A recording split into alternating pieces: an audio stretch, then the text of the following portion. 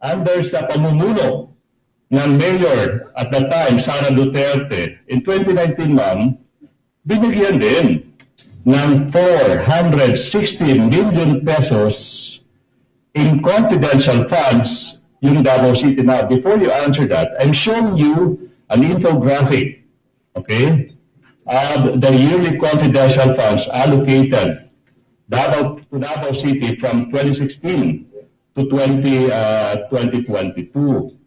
Now, ito yung tanong now. Hindi po ba in 2019, yung allocated na confidential funds para sa Davao City is 460 million pesos. Naaalala niyo po ba yan? Hindi ko maalala, Your Honor. For 2020, 460 million pesos din yung na-allocate to Davao City as confidential funds. Naaalala niyo po ba yan?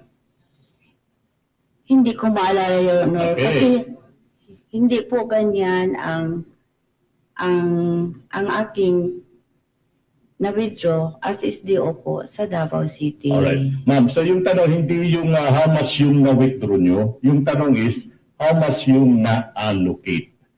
Hindi ko maalala, Your Alright, Honor. sige. For 2021, hindi mo rin maalala na yung na-allocate na amount as confidential funds sa Davao City is 460 million pesos. Hindi mo rin maalala yan, ma'am? Hindi ko na maalala, Your Honor. Dugay na, tagal naman kasi yun, Your Honor. Alright. Tapos may edad na po ako, Your Honor. Anyways, okay. That is your answer. For 2022, so what sinasabi nyo? Okay, what about for 2022? Before you transfer to the OVP, okay, yung Davao City nabigyan din ng 460 million pesos in confidential funds, 2022. Hindi nyo rin maalala yan. Hindi ko maalala, Yes, Your ma'am. Honor, kung ilan ay mauba na o yan ba ang confidential fund, Your Honor. Is it because, sabi mo, sa edad nyo, hindi nyo na maalala, ma'am? Di po ba?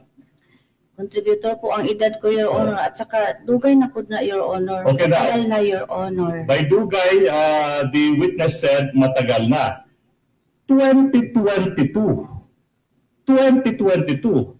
4 na taon pa lang. Yung nalipas. No, I'm not yet done. I'm not yet done. Can we let the council finish? This is a probing question.